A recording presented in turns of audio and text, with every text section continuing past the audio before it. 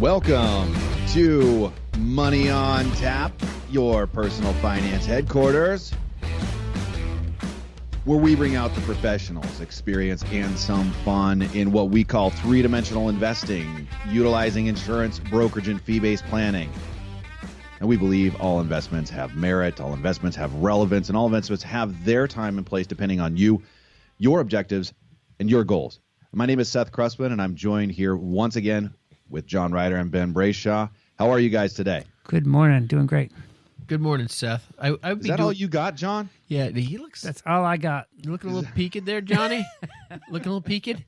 I'm feeling good. Feeling good. I'm actually not feeling so good. My wife put me on this thing called Whole30. Oh. And why does she do these things to you? She does them on a fairly regular basis. This means no gluten, no sugar, no grain, no pasta. So the other evening, I'm sitting there eating this delicious bowl of ice cream, and she looks at me and turns her head and goes, "We're starting Whole30 tomorrow." And my eyes almost popped out of my head. So what is Whole30? I'm starting Whole 250. Whole30?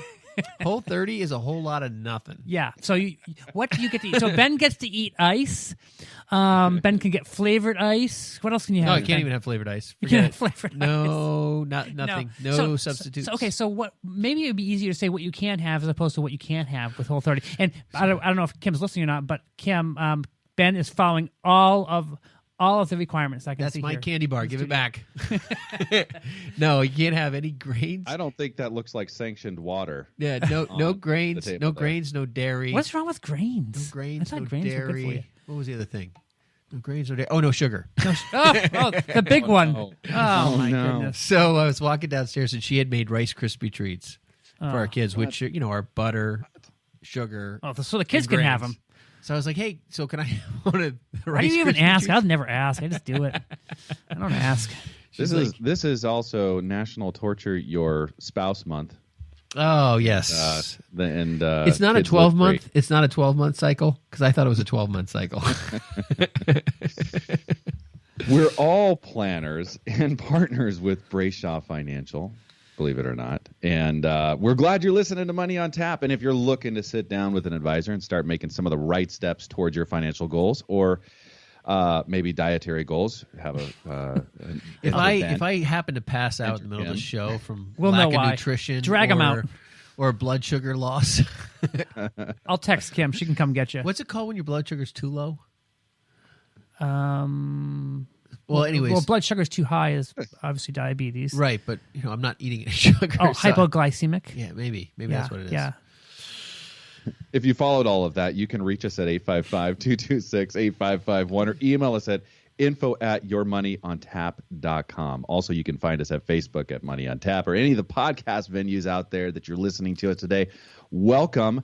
You guys are making my job so hard this morning. I am drinking black coffee. Straight up. That's good. Fair trade there, Ben. No, it's it's not the nice Ethiopian blend I see Seth is drinking this morning, but actually I have no idea what this is. Yeah. It's just coffee, and it's the only nutritional subject I can actually have right now. I don't know if there's any nutritional value. I have traded up for French roast at the moment, so. Oh, wow. Two. Wow, Yeah. man, you're just... Yeah. You guys are all addicts. I don't even drink coffee. Traveling the globe there, Seth, with your coffee this morning. You guys are addicts. I don't have to drink coffee. Just water. The real deal. Yeah. Pure Life water in front of me here today. So, Seth, we have some exciting things we're talking about today, and I'm excited about it because, we often get phone calls. People sit down, and people are talking to us about their jobs. And I will say, in this position, we hear a lot of people that are not happy with their jobs. In fact, I was talking to a guy just the other day who actually really loves our podcast a lot. He was just telling me the other day how much he really enjoys it and all. But he has a job here in New Hampshire, and he just is not digging it. He's been there for a couple of years, but he has to get some more education in order to get to where he wants to go. But we talked to a lot of people that are really tired. What did he specifically like about the podcast? Was it our side of it, John, or your side of it? What he basically said was, John, you are the funniest on there, and that's why I like it so much. Clearly not what happened. No, he did say something about how he thought it was funny how everyone trashes on Rhode Island. He says, what's wrong with Rhode Island? I said, nothing wrong with Rhode Island. There's a lot wrong with Rhode Island. I mean, that I'm from there, I guess. It's the way the world works. You just pick on the little people. That's right. Never been accused of being a little person, but yeah, I'm okay with that. So, anyways. Well, you are come Yeah. from the smallest state. Yes. Is that what that's saying? The- So I'm glad you're here because then it would just be me. Because Seth would be picking on me. Yeah. That's right. Because Yeah. I wouldn't be here if you weren't here, John. So anyways, we talked to a lot of people throughout the course of our day that really, they're kind of, well, they're talking to us about retirement for a reason. And that's because they want to be out of where they are. And sometimes we talk to people that want to be out of their work prematurely, even earlier than most people. So we talk to a lot of people out there. They're saying, okay, I'll retire at 65, 67. But sometimes we talk to people who say, you know what? I want to save, and I want to save hard because I want to be out at maybe age 50, maybe age 47, like a client of mine that I had who wanted to retire at age 47.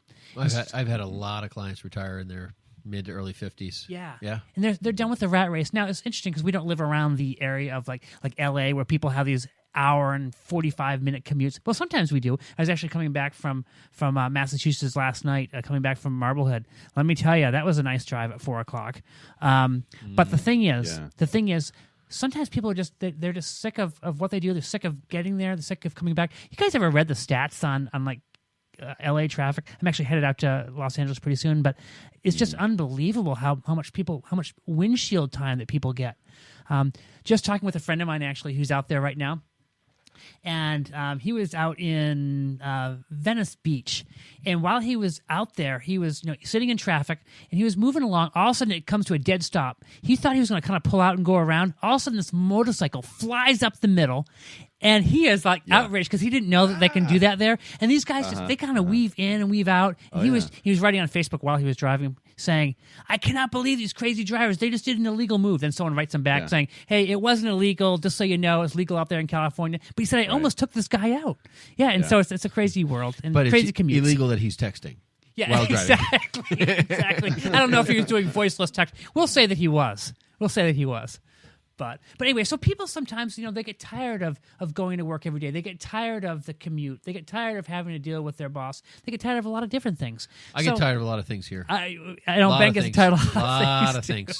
I got lists and lists. I was going to say, I like New England is got its own traffic too. Like, well, Boston does. Well, but Right, Seth, he wasn't talking about traffic. He was talking about the person across the hall from him. That's who he was talking about. That's who he was talking I wasn't about. being that specific, John. Yeah. But if you want to break it down for that, I don't know. Talking about, sometimes we do have fights at the office, but overall things go pretty well. But if Ben starts throwing things, to stay out of the way. Is all I can say. Is that what that octagonal ring was all about? The what? The octagon. You guys have that. Oh yeah, we built the octagon octagonal ring. office that you guys Yeah. have the gloves and All go gloves full are contact. off. Yes. Yeah. Yeah, we haven't duked it out in a while. No, maybe today's the day. I don't know. No We'll see. rumbling. We'll No see. rumbling. I'm going to take Ben when he's low on blood sugar. That's what I'm going to do. Yeah, When Ben's really hurting, I'll take him out. No problem. Today would be a good opportunity. Today would be the day. So Ben, just watch your back is all I can say. I got 29 more to go, or 28 more to go. So, hey, if you're sitting out there and you're listening to our shows today and you are thinking, you know what?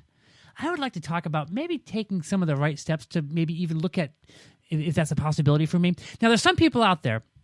Retiring early, right? Yeah, That's yeah. what- Well, like if you want to take some steps towards, basically giving 2 weeks, right? If you wanna give your 2 2 weeks. weeks and saying, hey, I'm doing something else. Now, I will tell you this. I will tell you that I have had people come to me that want to retire early, and they are in no shape, no position. They shouldn't even be uttering the words retire early because they're just not in a position at all to do that. But sometimes maybe they just want to change their job, and that's certainly understandable.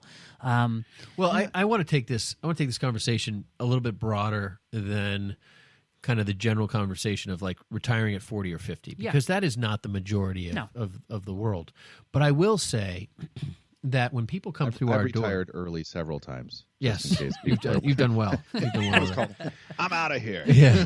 So, one of the things that we meet people who think they have to retire at 65 or 66, and we help them retire at 62 or 60. Mm-hmm. There's a lot of people that come through the door thinking they have to work forever.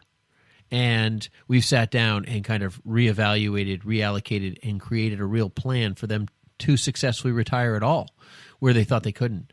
So there's a lot of those stories out there. So sometimes retiring early may not necessarily mean retiring at 40 or 50 for you, but it may mean retiring a year or two earlier than you had expected or thought, because no one's really sat down and worked through the numbers and tried to figure out a real solution for an income play to resolve your needs and your concerns. Exactly. So I think retire early here, what we're talking about, could just be, hey, retiring earlier than you really thought possible. Again, we do have people that really thought they were going to be working until 67 or maybe age 70.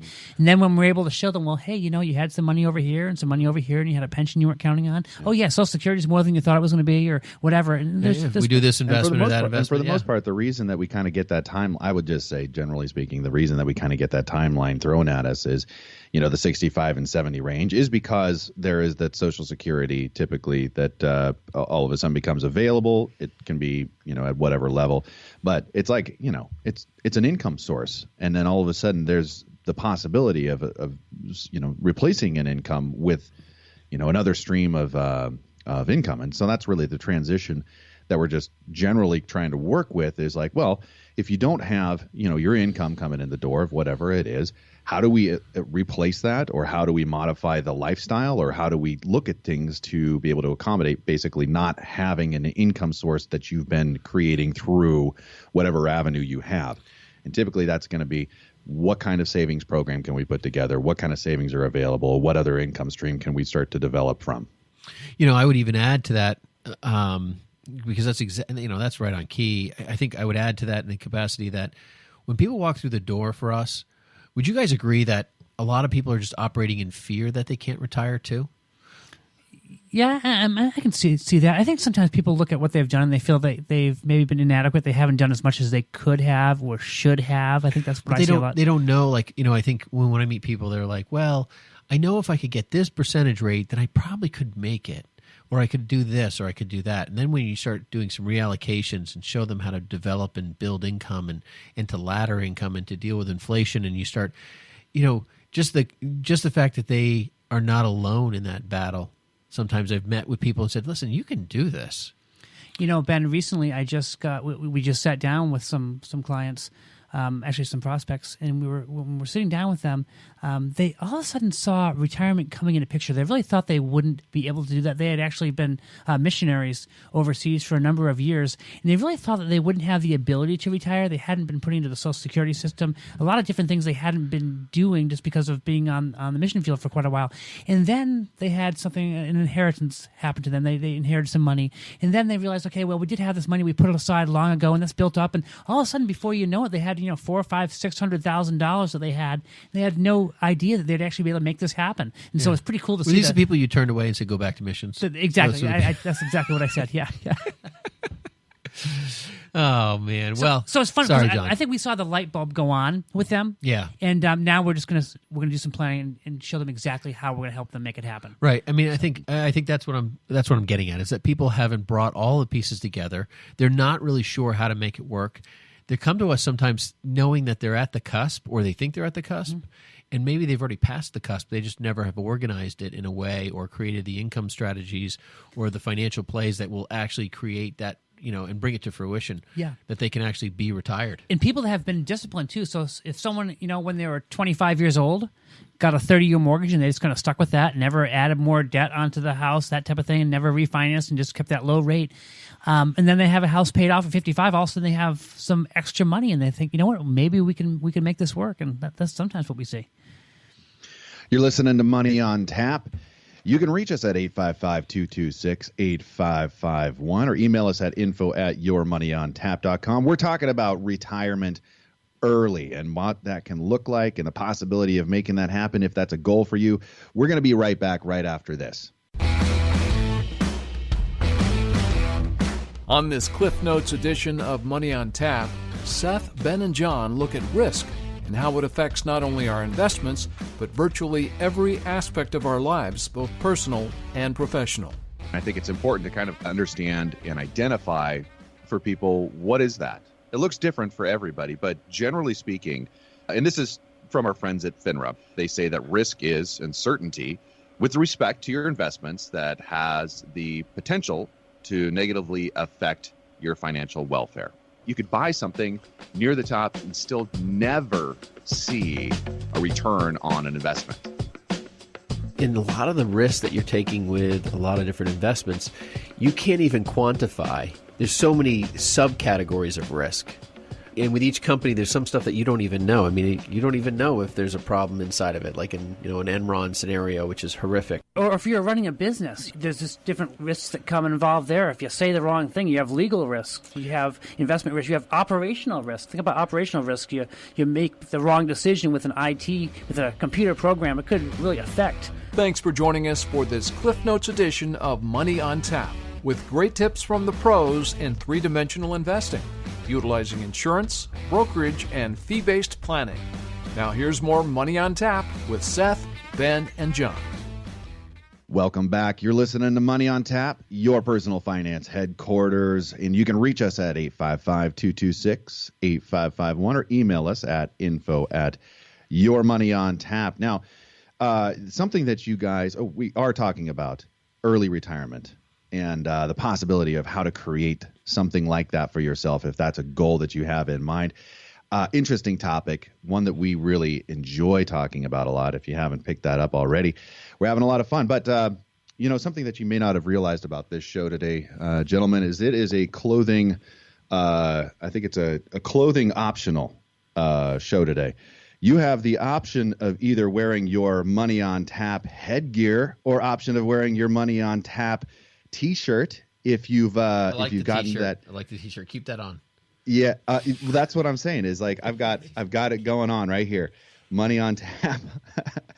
And if you're actually out there with us today and have your Money on Tap gear, we appreciate you getting a hold of us and giving us some show ideas. And just so you know, all of the show ideas that we bring back out here, they do become anonymous, and so you fall into Little Timmy or Little Susie category as we roll out your show ideas and concepts.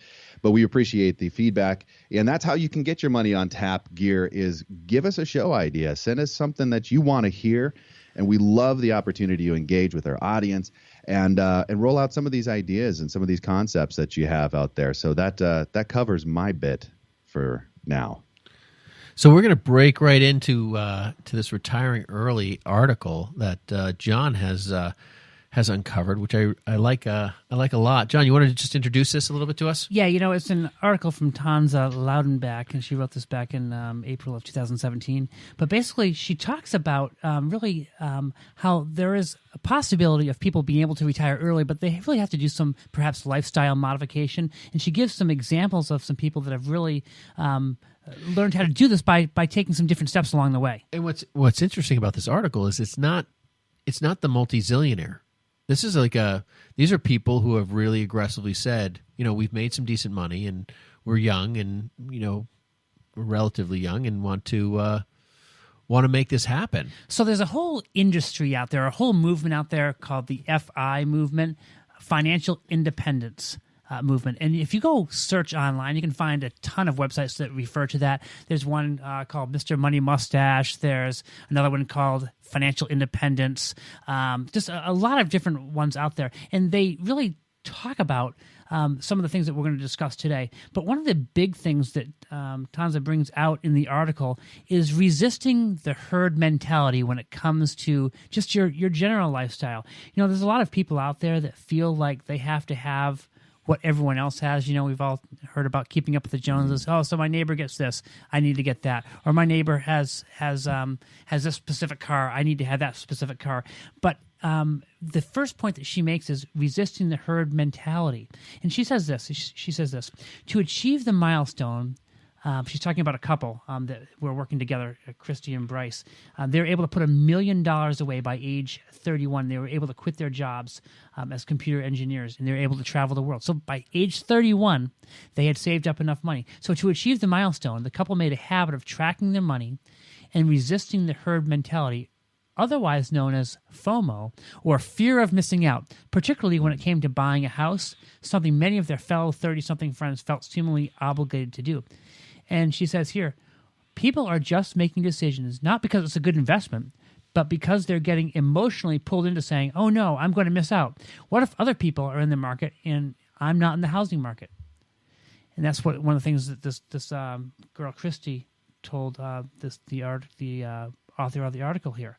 And so sometimes you think about this, all of us around the table and the listening audience, what if you never had purchased a house? Now, I happen to believe that purchasing a house can be a very good part of your net worth and is a great thing to do, but they just chose a different lifestyle. I mean, I'm not going to put all this money into a house. I'm going to save it so I can do what I want and travel, stay in Airbnbs, whatever. Yeah, I just met with a new client today, and actually this morning before we got on the radio, and we were chatting about it, and he's like, I took money out of my 401k, I took a loan to offset the down payment for my new house, and that was about a year ago or so, and I'm paying that back, and I feel like I'm kind of behind the eight ball doing that, and I was like, well, what's your house worth? He's like, well, it's up about 20%. I said, well, then it's just another investment. And that's people don't realize how much that home plays into that and so forth. But I think one of the things about, keeping up with the Joneses and that herd mentality is everyone's going for the biggest, best, this, that, and the other thing. And I think, it's hard to hold back sometimes because everything looks so good. And our marketing world is very talented, and they make everything seem like, you should have this or you need to have that and so forth. And it's hard to adopt that, isn't it? Sometimes, I mean, when you think about it, like Seth, on the page 2 of this article, it talks about being content with less. And I have to say, this is not an easy area for me, but this is a couple here who are in their early 30s. They lived in a 400 square foot home for many years until the early 30s. And then 8 years after they started saving money, they had their $1 million together, and they decided to retire. So I'm gonna speak from personal experience in this bit, and it hasn't necessarily been a goal of Kira and myself to retire early. I think there's, we love. I think we love what we do. I mean, I really love doing this. Yeah. This is part of what we do here at Brayshaw Financial. Is we really enjoy helping people, and it's almost a purpose and mission in the fabric of the tapestry of who we are. And so I don't plan on doing anything or going anywhere soon or changing anything. But what we Kira and I did is when we first got together, we took a look at what are our options. And Kira, being in real estate, had gone through so many highs and lows in that market, and had owned multiple properties and then lost those. And so we were kind of at a point where it's like we really want to solidify our lives, and how can we do that? And so we invested in a duplex. Now, the duplex, typically duplexes, at least for the market around here, some of them are in very nice neighborhoods. Ours was in a much lower tax-based neighborhood, around the $700, $750 a year tax base. Wow. Which, yeah, right. So I mean, when Kira brought this to my attention, I looked at it and I was like, oh my gosh, like I just thought it was ready to fall over.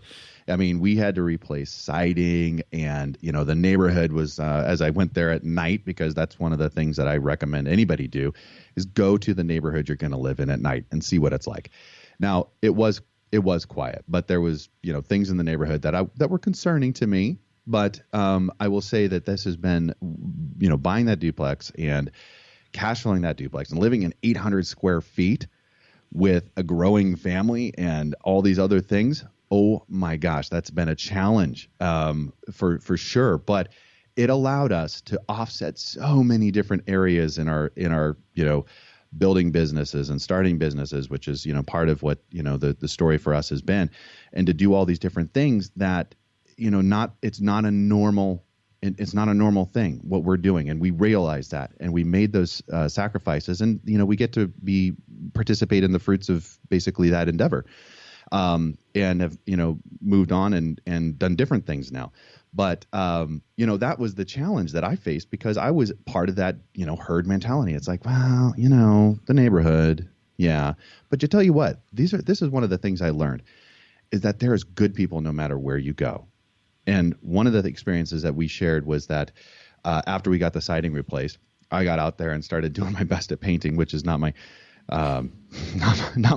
my talent, not my gift, but my neighbor, who was a professional painter, kind of semi-retired, comes over and says, "Hey, why don't you quit doing that? I'll take care of that for you." And he came over and he blew out our house in like 4 hours. Done. Wow. All I had to do was cut and trim.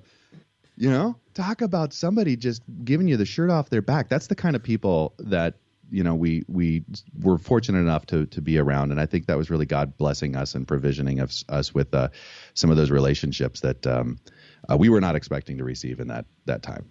That's awesome. And I think that's one of the things that, you know, being content with less and stepping into that mode is so, I mean, honestly, anti-American, right? I mean, it's kind of like the American way to want more, have more, to grow, push. And, you know, to step back and be able to control that appetite. You know, there's a philosopher, John Stuart Miller, which is pretty cool. He wrote this. He says, "I have learned to seek my happiness by limiting my desires rather than in attempting to satisfy them." That's pretty cool. Yeah. Yeah. I think there's a lot, both, you know, personally, professionally, but I think there's a spiritual element to that too. And I think there's a lot to capture inside, you know, controlling that stuff and you know, doing with less, you know, and appreciating what you do have. And that's an awesome thing. Okay, so we talked about resisting the herd mentality. Maybe just because everyone else is doing it doesn't mean we didn't need to do it. Maybe being content with less is probably a great thing for all of us to remember. But one of the other aspects of the article is staying the course. Hard. That is hard. So hard. Yeah. And that's many times like when I'm starting out, when I'm working. You mean like my whole 30? Like whole 30, my whole 30 is Stay going to be the like course, a Ben. whole. This is I'm preaching to Ben. I'm going to stay the whole 30 minutes. I promise. The whole 30. I think I can 30 even do that. hours. 30 hours. I told my wife. I said this actually probably competes with you know religious fasting at this point because Yes, you should do both. I feel like I am basically fasting. Yeah. Okay. We're supposed to be praying at the same time you're fasting. Yes, so, yeah. I Yes. do. You pray without ceasing. Pray Yes. without ceasing.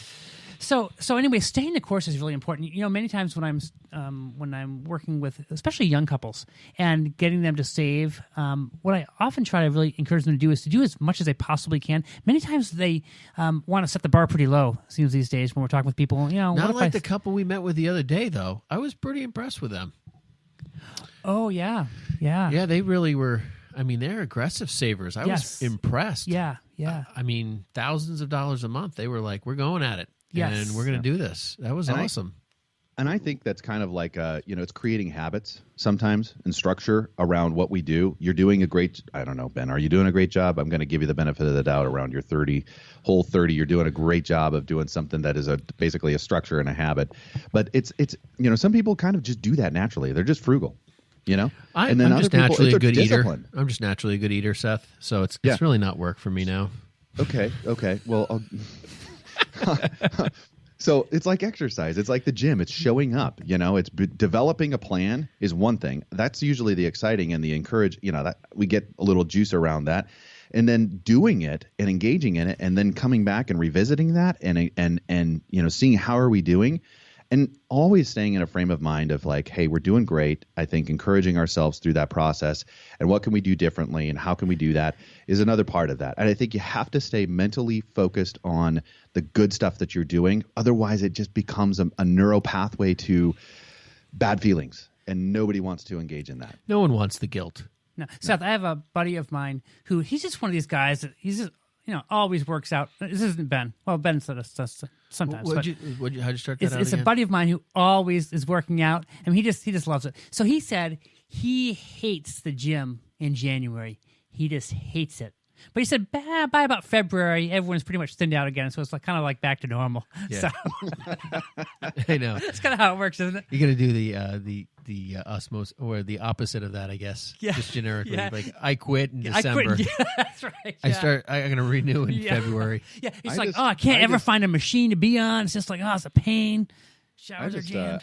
I sign up for the Hood to Coast every year, and that's like the one and done for me. You know, it's like Hood I do ice about cream? a month. No. Oh, So oh. he does one of. Is that a Ragnar festival thing too? Yeah, yeah. it's like the original. It's like- it's the mother of all. Yeah. It's whatever. So, anyways, It's a Ragnar.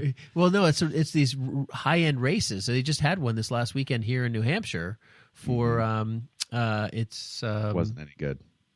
Oh, it's like biking and no, it's just running. It's Oh. running like 150 miles or 200 ultra miles. ultra marathons. Yeah. But it's a team sport. Oh yeah. So And like it's, pass the baton A off. relay. Reach the beach. It's called Reach the Beach Yeah, here, yeah. and it's called Hood to Coast in Oregon. Okay, same deal. Okay, gotcha. Yeah, like 300 miles basically is Yeah. what it.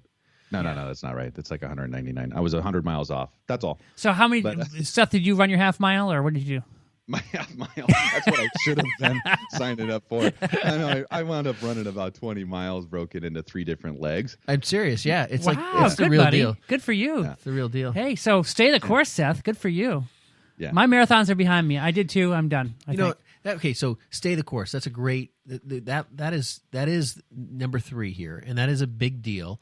And I think it's one somebody was telling me that they had to run with headlamps. You have to do a certain leg at night in these courses, right, Seth? Yeah, unless you can figure out another way to run at night. Yeah. So, but I mean, like, there's usually no one really around you, and you're running by yourself, and it's like 6-8 miles. You're waiting for the big marker to come up to point you to go a different direction. And you're like, am I on the right road? Am I going the right direction?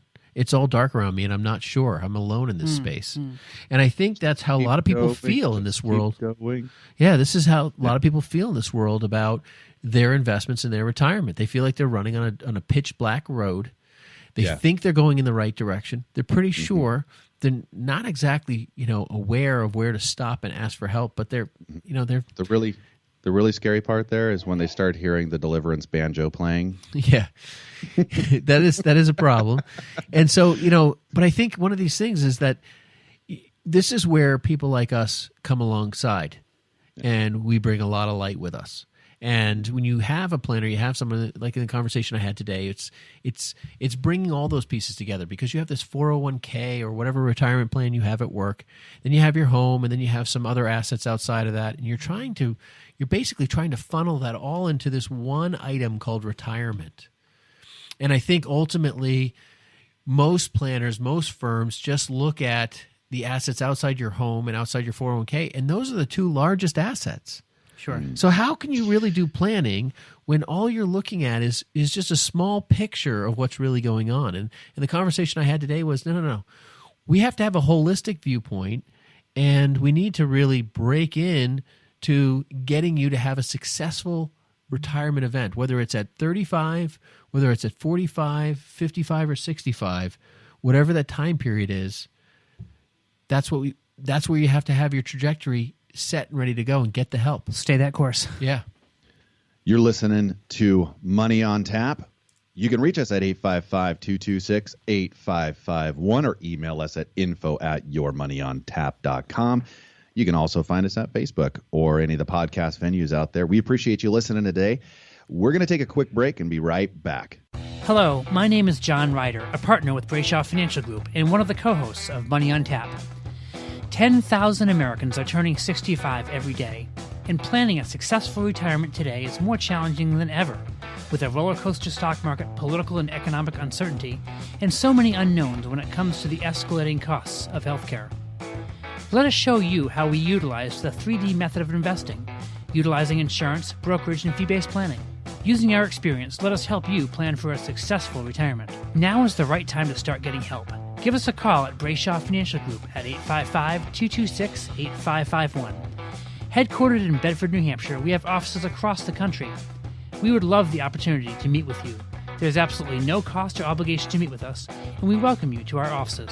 Call 855-226-8551 today. Find out more about 3-dimensional investing, utilizing insurance, brokerage, and fee-based planning with Ben Brayshaw, Seth Crossman, and John Ryder on their weekly radio program, Money on Tap. Securities and advisory services offered through SagePoint Financial Incorporated, member FINRA SIPC, and a registered investment advisor. All other services offered through Brayshaw Financial Group are independent of SagePoint Financial. Welcome back. You're listening to Money on Tap. You can reach us at 855-226-8551 or email us at info@yourmoneyontap.com. Now, we are talking about retiring early. Who here wants to raise of hands? Who here wants to retire early? I see you out there. All those drivers now. just keep one on the I'm wheel. so sick of work. That's I all gotta we get out ask. of here. I want to retire next week. I'm tired of working with you guys.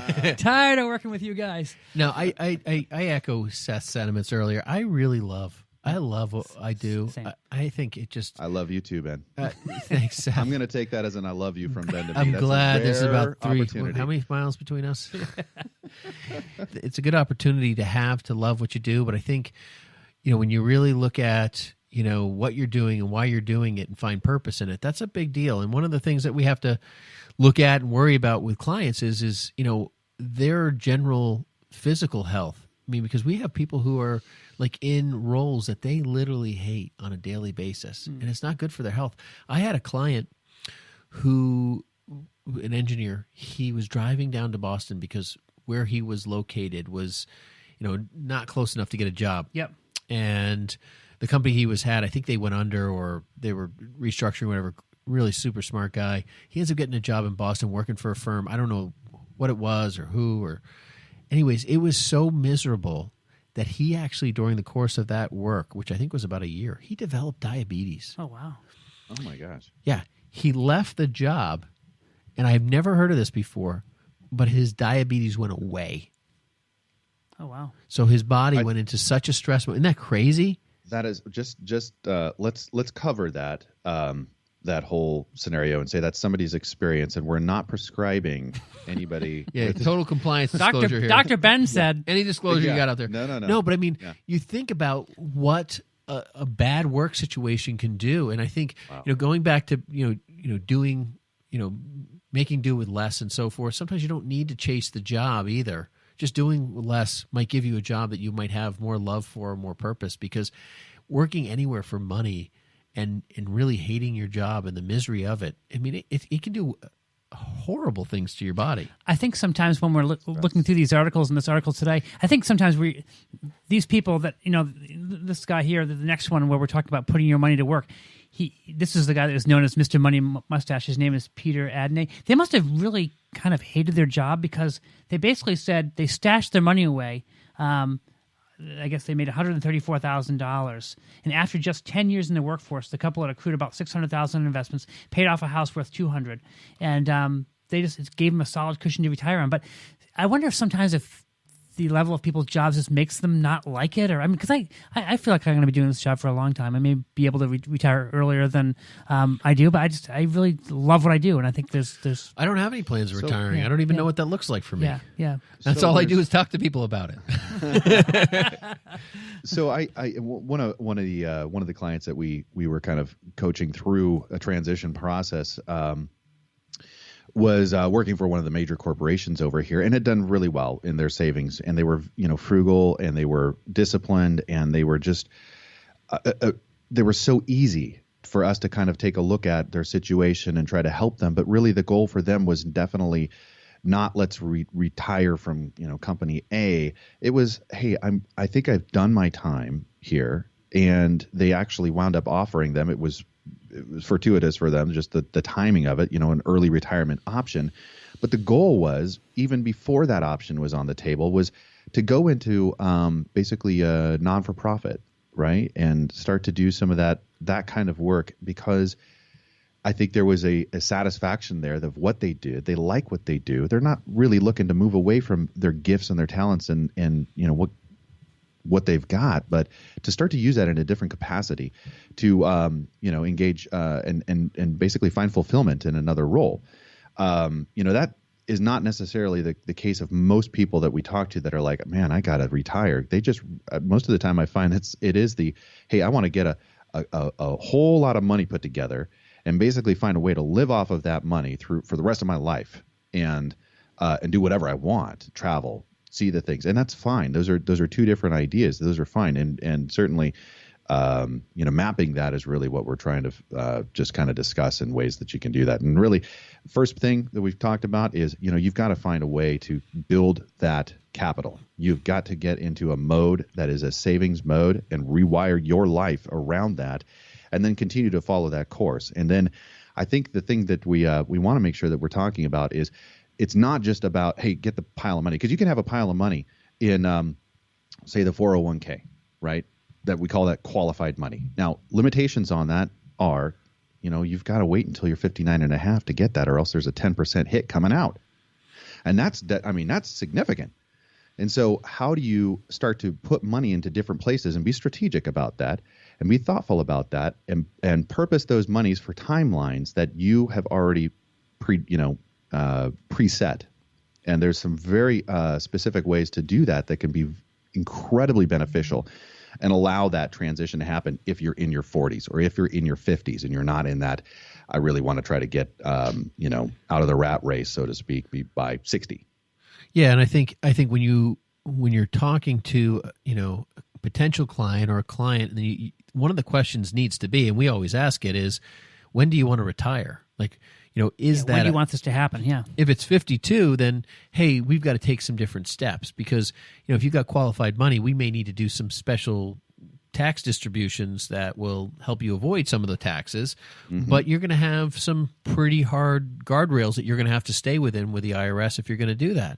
And, and then there may be alternative investment areas that we're going to look at to really drive that. Maybe retiring early is not going to involve a huge 401k contribution because you need to really have flexibility in early retirement. Yeah, you may need to cut that back and maybe go into different avenues, different vehicles for that. There's some other things that kind of are more clever and more tricky, if you want to use that word, that we do for people. But at the end of the day, it really it requires some of that personal sit down and evaluation that we can work through with each individual. But it's important that when you're sitting with anybody who's helping you evaluate your life is not to go under the assessment that they know what you're thinking.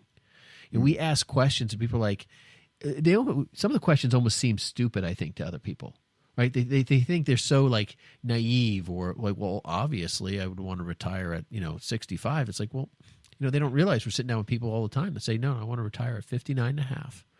I mean, I met one gentleman. He wanted to retire at 59 and a half. We evaluated all the different pieces that he needed to do, from health insurance to all of those financial items that they had to cover. And, he retired, and then 2 years later, he had a massive, massive heart attack. Oh, wow. And lived through it. And we had these are concerns we had. We actually had an insurance program on him that gave him a lump sum payout if he had a massive heart attack. And so it was, it covered heart attack, stroke, ALS, terminal and non-terminal cancer, all these special, health events, because it wasn't just life insurance they were concerned about. It's like, if he had a major health crisis between now and 65, how are they going to deal with that? Because, the insurance that they were going to buy was going to be a little under, it was going to be a high deductible, these kind of things, just to try to trim costs and so forth. Right, so, more of the self-insure. Yeah, so I mean, there's a lot of different moving parts that you can do to really address each one of these pieces. But, I say when you sit down with your planner, make sure that you're not assuming they know what you're thinking. And that might sound really basic, but honestly, we meet so many people with so many different goals, so many different ideas. I mean, from people who want to live in a 400 square foot house to people who want to retire, on an island that they want to own. And that's a big difference. So what's the next thing here, Johnny?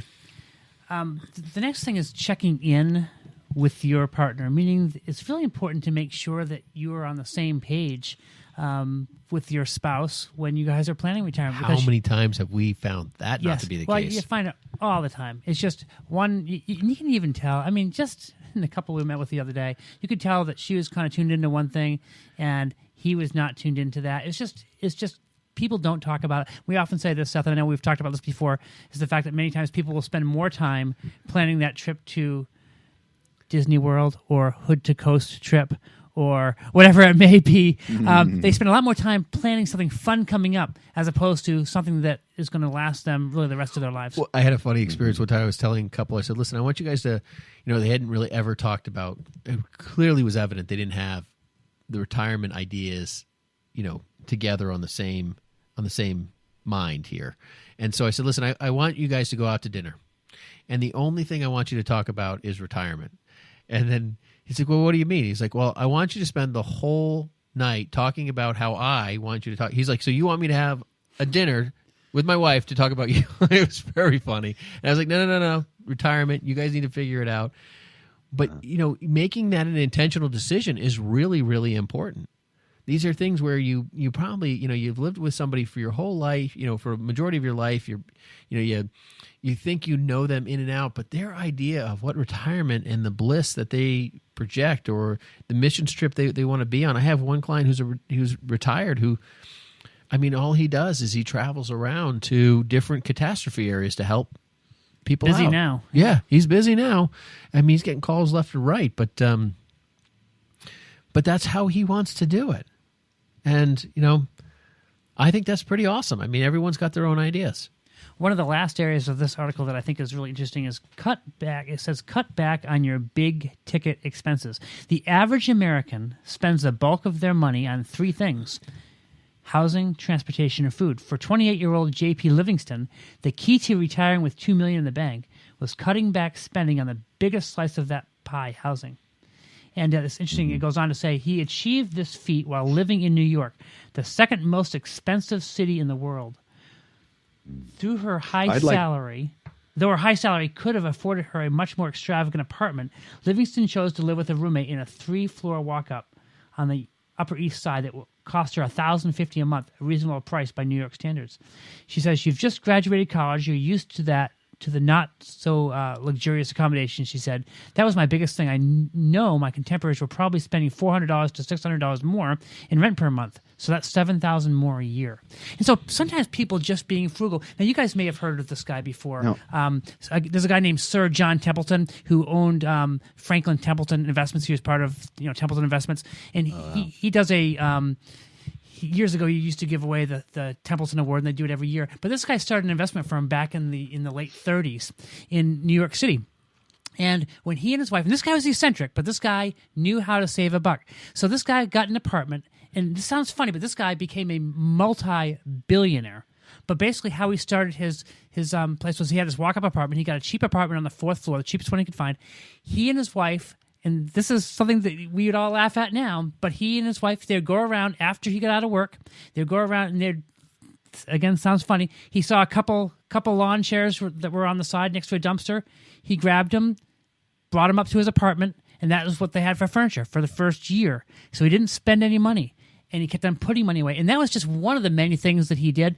But this guy became a multi-zillionaire, not as a result of just being frugal. Obviously, he has a very intelligent mind, too.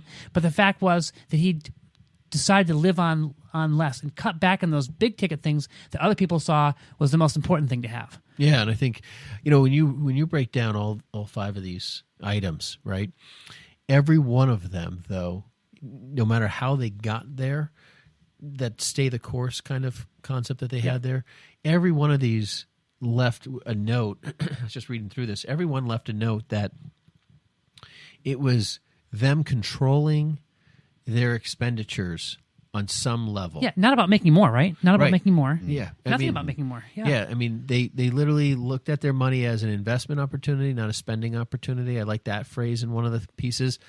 And, the idea that it was just, hey, we made our money, we invested it, and now we're just going to live off of it with the bare essentials.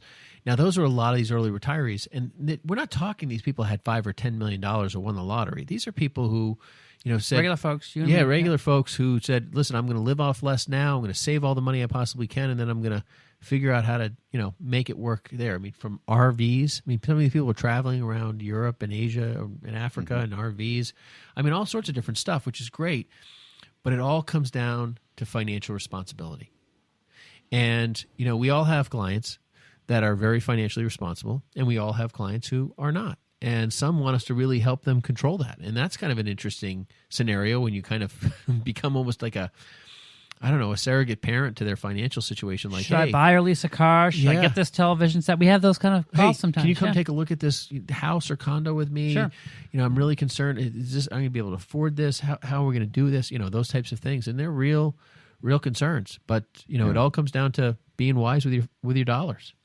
Yeah. Making decisions can be such a challenge, especially if you're the only one that's involved in that process, because how do you hear yourself if you're the one that's, not only the decision maker, but the counsel involved there? So that's what we're definitely here for.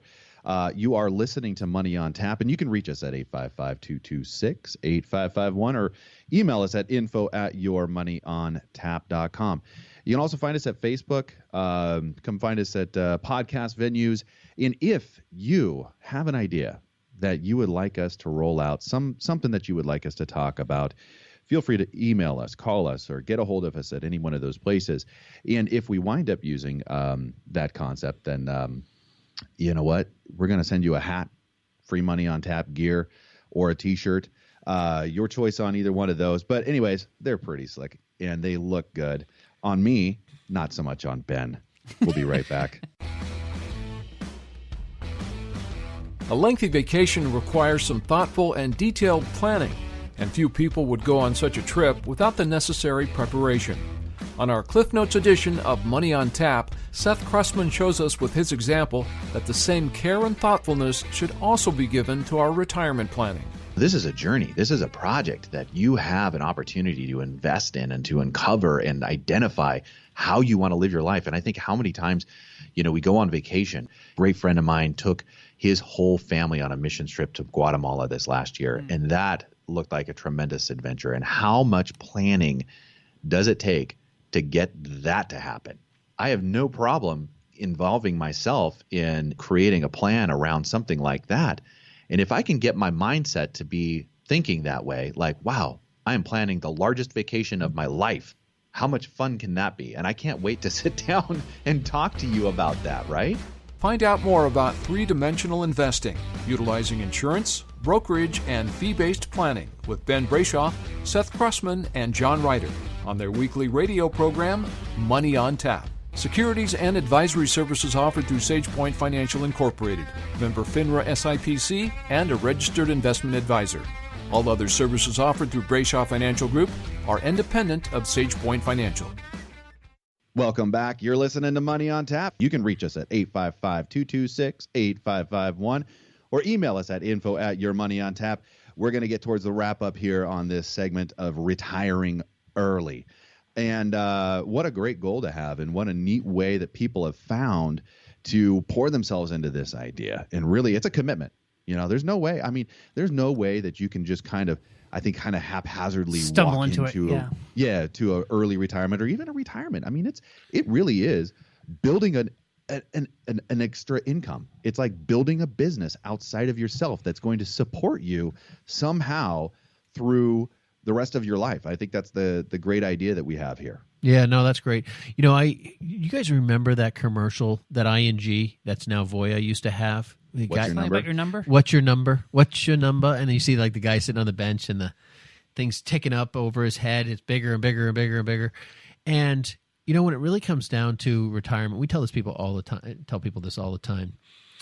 It's not about how much you have. It's about how much you can get. And I said to somebody the other day, I said, well, as far as income is concerned, good point. And I said, well, if you had $500,000 or you had $1 million and they both provided you with $50,000 income, would you care whether you had $500,000 or $1 million if you got to $500,000 and you knew you could be retired? Because ultimately, if you get to the $1 million, it doesn't increase your situation. People think that these numbers dictate exactly what their income will be or how it will work, and they have these, predisposed ideas of exactly what all of this means. And I think, honestly, that commercial is so misguiding because there is no number, right? Because if you're getting 1% from your investments because that's your risk tolerance versus 5% from your investments because that's a different risk tolerance, you need 5 times more money, right? And so sometimes if you can try to operate within those risk tolerances and eke out more percentage points, so if you're lower risk and you can get maybe 2.5, well, then now you don't need as much money. And so those are the kinds of things that people don't really go through. And so knowing that number, really translates. It's a backwards translation. It's what is your income need? What percentage can we return? And therefore, this is how much money we need. Not this is my number, so therefore build retirement for me. And it's just a backwards piece of thinking. It sounds really good. The ad has clearly worked because we all know which one it was, but it's really the wrong piece of communication, unfortunately, for the planning world. So I love what we've been talking about here, and I think the challenges that I find in planning through this certainly is first and foremost, that budgetary item and the commitment to that. And then everybody's got to be on board. You can't just have, one person doing the work here and the other person really kind of not really seeing the value in that. You really do have to have those kitchen table conversations. And I loved what you shared, Ben, about, go out to dinner and just talk about this. Make it an experience that's worth having, Not too expensive a dinner, though. Yeah. It can be a picnic with peanut butter and jelly. I don't care. But making the intentional purpose to understand each other, even though you think you do. Invariably, I would say that almost every time someone's done that, I've had people come back, boy, I never really thought, we've learned stuff about what we both want. And I think in any relationship, you learn not to drag the other over the coals, because there's going to be typically the gas and the brakes in any relationship. But I think after you commit in these ways, I think you really have to be strategic in where that money is being placed. How are you growing it? What's the strategy for getting that income into your pocket later on? And there are some strategies, and there's some great information that we can formulate to try to help those strategies be successful. And that would be kind of like the planning piece that I really feel like you really have to have somebody in your corner that knows how to do what they're doing, because you do not want to make you don't want to miss the step or not forget about health insurance and be like, I'm not going to live with health. I'm not going to pay for health insurance and just, X that line item out of your budget in those transitions. Yeah. And that's, when you're breaking down those budgets in that early retirement period, it's hard. It's really hard. There are so many different pieces to move forward with. I've met with people where they said, I just can't even get my arms around all the different moving parts that we have as we're addressing this early retirement scenario. Even if it's retiring at 63, 64, right before Medicare steps in for people, and bridging that gap. You've been listening to Money on Tap, your personal finance headquarters. And we appreciate that you took some time today to learn maybe a little bit about retiring early, or maybe plant some seeds for what retiring early might look for you. You can reach us at info@yourmoneyontap.com. You can also call us at 855-226-8551. Or find us at Facebook or any of the podcast venues out there. We appreciate you listening. This has been a lot of fun, you guys. I really enjoyed the topic. Thanks a lot. The views expressed are not necessarily the opinion of this radio station and should not be construed directly or indirectly as an offer to buy or sell any securities mentioned herein. Investing is subject to risks, including loss of principal invested. No strategy, product, material, or tool mentioned can assure a profit nor protect against loss. Please note that individual situations can vary. Therefore, the information, products, materials, or tools mentioned should be relied upon when coordinated with individual professional advice. Past performance is not a guarantee of future results.